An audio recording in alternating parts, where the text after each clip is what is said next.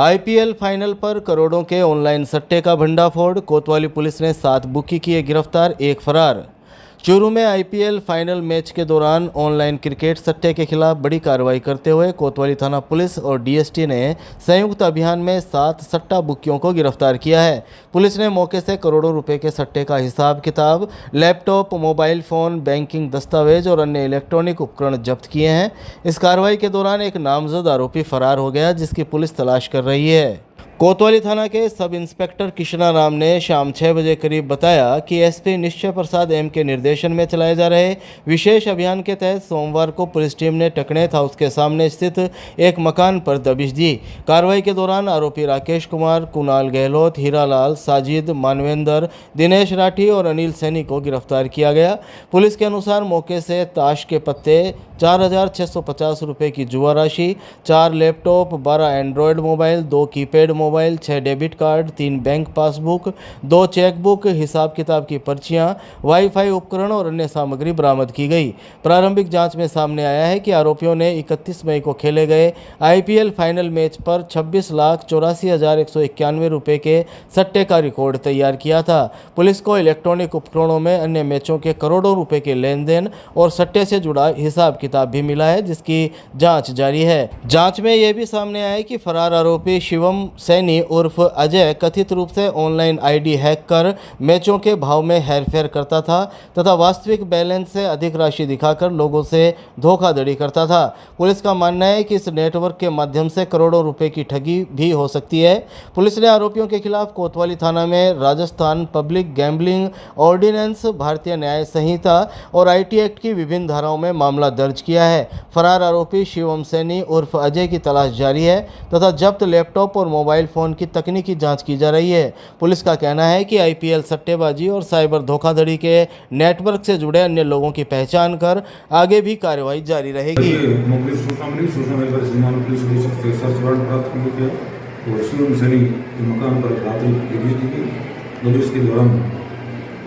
करोड़ों रुपयों का जोर सट्टे का टिकट बुक का हिसाब मिला है और 650 रुपये जो भी खेलते हुए जो राशि बरामद की गई और 7 आरोपियों को गिरफ्तार किया गया। शिवम सिंह जो वर्धा रेड की सूचना में न करने से वो फरार हो गया, उसको भी गिरफ्तार किया गया।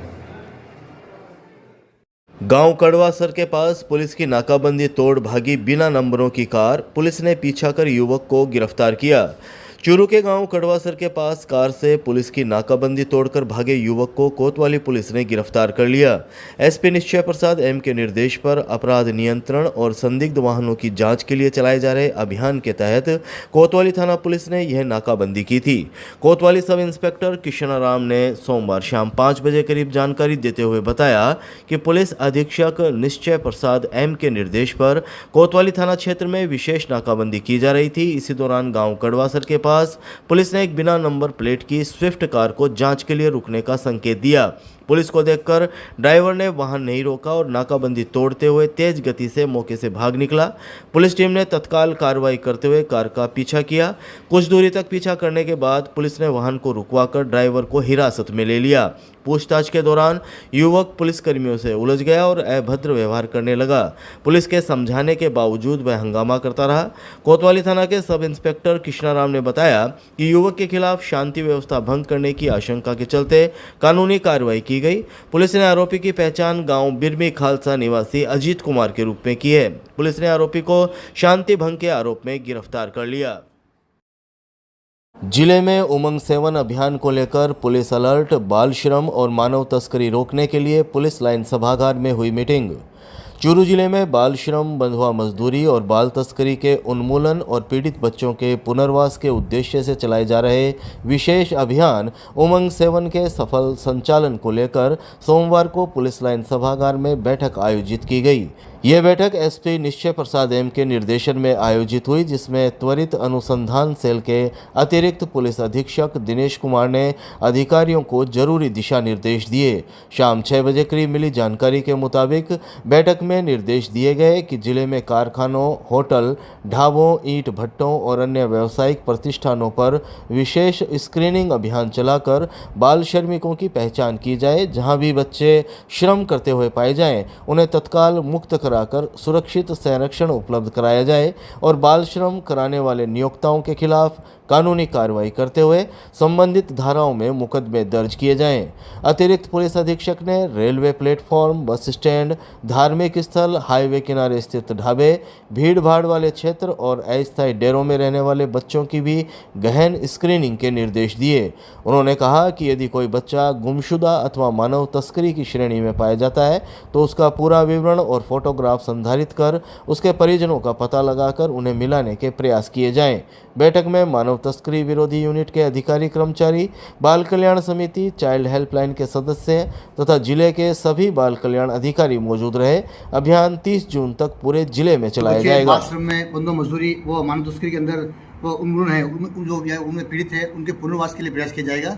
जिसमें आज अलग डिपार्टमेंट के सभी बैठे हैं, जिसमें CWC के मेंबर हैं, बाल कल्याण विभाग से हैं, श्रम विभाग से हैं, पुलिस डिपार्टमेंट से हैं। तो मिलकर एक अभियान किया जाएगा जिसमें जो बच्चे हैं इस संबंध में जो पीड़ित है उनके पुनर्वास के लिए प्रयास किए जाएंगे। इसके लिए आज ये मीटिंग रखी गई है जो 30 दिन का एक प्रोग्राम है। तो अभी तक हम जो मानते हैं जो मेन जगह है उसमें जैसे ईंट के भट्टे हैं या चूड़ी बनाने के जो कारखाने हैं, लाख के कारखाने हैं, ये जो काफ़ी पुलिस के नीचे जो अस्तर रूप से लोग रहते हैं उनके बच्चे हैं, भिक्षावृत्ति में बच्चे हैं। जैसे अपन देखते हैं जो रेलवे स्टेशन में बच्चे बैठे जो बेघर से लगते हैं उन वो बच्चे उनको हम छाटका है ताकि कुछ चिन्ह किए हुए टीम बनाने की उनको चिन्ह करेंगे, उनको प्रयास करेंगे पुनर्वास हो और उनका स्क्रीनिंग की जा सके। सदर थाना क्षेत्र में खेड़ का पानी पीते ही 9 बकरियों की मौत, पानी का सैंपल जांच के लिए भेजा। चूरू के सदर थाना क्षेत्र में सोमवार को एक दर्दनाक घटना सामने आई, जहां NH 52 पर टाटा मोटर्स के पास बनी एक पानी की खेड़ से पानी पीने के बाद 9 बकरियों की अचानक मौत हो गई। घटना के बाद इलाके में हड़कंप मच गया और बड़ी संख्या में ग्रामीण मौके पर एकत्रित हो गए। जानकारी के अनुसार ढाडर गांव निवासी देवकरण अपनी बकरियों को चराने के लिए गया था। इसी दौरान बकरियों ने सड़क किनारे बनी पानी की खेड़ में पानी पी लिया। प्रत्यक्षदर्शियों के अनुसार पानी पीने के कुछ समय बाद एक एक करके सभी 9 बकरियां जमीन पर गिर पड़ी और उनके मौके पर ही मौत हो गई। घटना की सूचना मिलते ही सदर थाना पुलिस मौके पर पहुंची और स्थिति का जायजा लिया। सदर थाना के ASI महावीर सिंह से दोपहर 3 बजे करीब मिली जानकारी के मुताबिक देवकरण की रिपोर्ट पर मामला दर्ज कर जांच शुरू कर दी गई है। बकरियों की मौत के वास्तविक कारणों का पता लगाने के लिए पशु चिकित्सक को बुलाकर शवों का पोस्टमार्टम करवाया गया है। पुलिस ने एहतियात के तौर पर खेल के पानी के नमूने भी एकत्रित कर जांच के लिए भेजे हैं। प्रारंभिक तौर पर पानी में किसी जहरीले पदार्थ की आशंका से इनकार नहीं किया जा रहा है। फिलहाल पुलिस और संबंधित विभागों की टीमें रिपोर्ट का इंतजार कर रही है। जांच रिपोर्ट आने के बाद ही बकरियों की मौत के सही कारणों का खुलासा हो सकेगा। सहकारिता मंत्री गौतम दत्त के इस्तीफे की मांग, राजस्थान सेवानिवृत्त पुलिस कल्याण संस्थान के बैनर तले किया गया प्रदर्शन। चूरू कलेक्ट्रेट परिसर में राजस्थान सेवानिवृत्त पुलिस कल्याण संस्थान के बैनर तले सोमवार को सेवानिवृत्त पुलिस अधिकारियों और कर्मचारियों ने सहकारिता मंत्री गौतम दत्त के इस्तीफे की मांग को लेकर प्रदर्शन किया। उन्होंने राज्यपाल के नाम जिला कलेक्टर अभिषेक सुराणा के माध्यम से ज्ञापन सौंपकर सहकारिता मंत्री गौतम दत्त के खिलाफ कानूनी कार्रवाई की भी मांग की। रिटायर्ड पुलिस अधीक्षक केसर सिंह शेखावत ने दोपहर 3 बजे करीब बताया कि सहकारिता मंत्री गौतम दत्त ने 25 मई 2026 को चित्तौड़गढ़ जिले के डुंगला थाना क्षेत्र में कर्तव्य निभा रहे थानाधिकारी और पुलिसकर्मियों के साथ दुर्व्यवहार किया। ज्ञापन के अनुसार मंत्री द्वारा पुलिस अधिकारियों के साथ गाली गलौज, अमर्यादित और अशोभनीय भाषा का प्रयोग किया गया, जो एक संवैधानिक पद पर आसीन व्यक्ति के लिए अनुचित है। संस्थान ने इसे मंत्री पद की शपथ और संवैधानिक मर्यादाओं के विपरीत आचरण बताते हुए कड़ी आपत्ति जताई है। ज्ञापन में कहा गया कि इस घटना से प्रदेश के कर्मचारियों, पेंशनर्स तथा आमजन में रोष व्याप्त है। संगठन ने राज्यपाल से मांग की है कि मामले में दर्ज मुकदमे के अनुसंधान को शीघ्र पूरा कर दोषियों के खिलाफ विधि सम्मत कार्रवाई सुनिश्चित की जाए।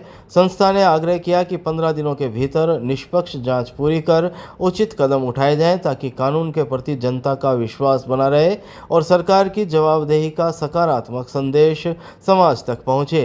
ज्ञापन में कहा गया कि पुलिसकर्मियों के सम्मान और कानून व्यवस्था की गरिमा बनाए रखना लोकतांत्रिक व्यवस्था के लिए जरूरी है। सरकार के माननीय मंत्री महोदय हैं गौतम धक सहकारिता मंत्री हैं। उनके जिस तरह से पुलिसकर्मियों को जिन शब्दों में गाली गलौज किया गया, इतना शर्मसार करने वाला था। कोई ये सोच नहीं सकता कि मंत्री स्तर का एक ऐसा जनप्रतिनिधि ऐसी भद्दी भाषा में इस तरह का प्रयोग कर सकता है। ऐसे मंत्री को एक क्षण भी मंत्री रहने का अधिकार नहीं है। आज ये पूरे राजस्थान के पुलिसकर्मी उद्वेलित हैं और सब जगह उनके विरोध प्रदर्शन हो रहा है। सबकी मांग ये है कि ऐसे बदजुबान मंत्री को तत्काल बर्खास्त किया जाए और उनके विरुद्ध दर्ज आपराधिक प्रकरण में तत्परता से कार्रवाई की जाए। महंगाई, बिजली, पानी और नीट पेपर लीक के विरोध में कांग्रेस का प्रदर्शन, एसडीएम को सौंपा ज्ञापन। बढ़ती महंगाई, पेट्रोल, डीजल और रसोई गैस के दामों में वृद्धि, बिजली पानी की समस्याओं तथा नीट परीक्षा पेपर लीक मामले की निष्पक्ष जांच की मांग को लेकर सोमवार को चूरू शहर एवं देहात ब्लॉक कांग्रेस कमेटी ने विरोध प्रदर्शन कर उपखंड अधिकारी को ज्ञापन सौंपा। कार्यक्रम में कांग्रेस कार्यकर्ताओं ने उपखंड कार्यालय पहुंचकर सरकार के खिलाफ जमकर नारेबाजी की और विभिन्न जन समस्याओं को लेकर रोष जताया। दोपहर 12 बजे करीब मिली जानकारी के अनुसार ज्ञापन में बताया गया कि लगातार बढ़ रही महंगाई और पेट्रोल, डीजल व गैस की कीमतों ने आम नागरिकों, किसानों, मजदूरों, विद्यार्थियों तथा मध्यम वर्गीय परिवारों की आर्थिक स्थिति पर प्रतिकूल प्रभाव डाला है। जीवन यापन का खर्च बढ़ने से आमजन का बजट बिगड़ रहा है। कांग्रेस ने चूरू विधानसभा क्षेत्र में अनियमित बिजली आपूर्ति, बार बार हो रही कटौती तथा पेयजल संकट को भी गंभीर समस्या बताते हुए नियमित विद्युत आपूर्ति और पर्याप्त जल उपलब्धता सुनिश्चित करने की मांग की। साथ ही नीट परीक्षा पेपर लीक प्रकरण की निष्पक्ष जांच कर दोषियों के खिलाफ कठोर कार्रवाई करने तथा प्रतियोगी परीक्षाओं की पारदर्शिता और विश्वसनीयता बनाए रखने के लिए प्रभावी कदम उठाने की मांग की गई। विधानसभा प्रत्याशी आदरणीय रफीक जी मंडेलिया के नेतृत्व में ब्लॉक अध्यक्ष के नेतृत्व के अंदर यहाँ पर आज उपखंड कार्यालय के अंदर उपखंड अधिकारी को ज्ञापन दिया गया है सभी कांग्रेस जनों के द्वारा, जिसके अंदर हम सभी लोग देख रहे हैं कि पिछले जब से मोदी सरकार आई है तब से जब चुनाव होते हैं, चुनाव होने के बाद में पेट्रोल, डीजल, गैस, पानी सभी के दाम जो है वो बढ़े जा रहे हैं। इतनी गर्मी के अंदर जहां पर 47 डिग्री तापमान क्रॉस कर चुका है, वहां पर लोग पानी को तरस रहे हैं और पेट्रोल डीजल मिल नहीं रहा है और मिल रहा है उसके अंदर पिछले दिनों के अंदर कितनी बढ़ोतरी जो वो कर दी गई है। गैस के लिए महिलाएं तरस रही है और फिर से जो है आज चूल्हे चौके पर आ गई है और मोदी जी की ये नसीहत दी जा रही है कि सभी लोग जो है पेट्रोल डीजल का इस्तेमाल बंद करें, घूमना फिरना बंद करें और साइकिल पर आ जाए, पैदल चले, घर से कार्य करें। तो ऐसे हालातों के अंदर हमारा भारत देश जो है विकसित होने की कगार के ऊपर जो विकसित देश है वो वापस पिछड़ा हुआ होता जा रहा है। इसी के संदर्भ में आज उपखंड अधिकारी को ये ज्ञापन दिया गया है कि बढ़ी हुई कीमतों को कम किया जाए और आम आदमी की जो मूलभूत सुविधाएं हैं उनको सस्ती दरों के ऊपर उपलब्ध करवाया जाए। बादशाह कॉलोनी में पेयजल समस्या के समाधान की मांग को लेकर लोगों का जलदाय विभाग पर मटका फोड़ प्रदर्शन, जमकर की नारेबाजी। चूरू शहर की बादशाह कॉलोनी में पिछले करीब 20 दिनों से पेयजल आपूर्ति नहीं होने के विरोध में सोमवार को क्षेत्रवासियों ने जलदाय विभाग के अधीक्षण अभियंता कार्यालय के बाहर मटका फोड़ प्रदर्शन किया। प्रदर्शन में महिलाओं ने भी भाग लिया और विभाग के खिलाफ जमकर नारेबाजी की। प्रदर्शन का नेतृत्व कांग्रेस नेता आसिफ खान ने किया। दोपहर 2 बजे करीब मिली जानकारी के मुताबिक इस दौरान लोगों ने आरोप लगाया कि लंबे समय से कॉलोनी में नियमित जल आपूर्ति नहीं हो रही है, जिससे आमजन को भारी परेशानी का सामना करना पड़ रहा है। भीषण गर्मी के बीच पानी की समस्या ने लोगों का जनजीवन प्रभावित कर दिया है और उन्हें निजी टैंकरों पर निर्भर रहना पड़ रहा है। प्रदर्शनकारियों ने मांग की कि प्रभावित क्षेत्र में तत्काल सरकारी टैंकरों के माध्यम से पेयजल उपलब्ध कराया जाए तथा खराब पड़े कुओं और ट्यूबवेलों की मोटरों को शीघ्र दुरुस्त किया जाए ताकि नियमित जल आपूर्ति बहाल हो सके। लोगों का कहना था कि कई बार विभागीय अधिकारियों को समस्या से अवगत करवाया गया, लेकिन अब तक कोई ठोस समाधान नहीं निकला। आक्रोशित लोगों ने अधीक्षण अभियंता कार्यालय के सामने मटके फोड़कर विरोध जताया और धरना देकर अपनी मांगों को लेकर आवाज बुलंद की। प्रदर्शनकारियों ने चेतावनी दी कि यदि जल्द ही जल संकट का समाधान नहीं किया गया तो आंदोलन को और तेज किया जाएगा। जिला स्टेडियम के पीछे जो बादशाह कॉलोनी है उसमें पिछले 20 से 25 दिनों से लोग एक एक बूंद पीने के पानी के लिए त्राईमाम कर रहे हैं। इनकी कोई सुनने वाला नहीं है। जो यहाँ के संबंधित अधिकारी जाते हैं वो सिर्फ खाना पूर्ति करके आते हैं। कभी कहते हैं कुआं फेल है, कभी का कुआं डैमेज है, कभी का लाइन नहीं आ रही, कभी कुछ। ठीक है, आज ये परेशान होकर मोहल्लेवासी मटके लेकर एससी साहब के पास पहुंचे हैं और ये निवेदन किया है कि या तो हमें पानी दे दो या हम यहाँ से खड़े नहीं होंगे। आश्वासन अभी तक कुछ नहीं मिला है। ये कह रहे हैं व्यवस्था कर रहे हैं, व्यवस्था कर रहे हैं, व्यवस्था करते करते इनको 20 से 25 दिन हो गए, इनसे कोई व्यवस्था नहीं होने वाली है। आखिर में पानी नाक से ऊपर चला गया है और जनता को अपने हाल पे छोड़ दिया। जनता खुद सड़क पे आकर इनका विरोध कर रही है।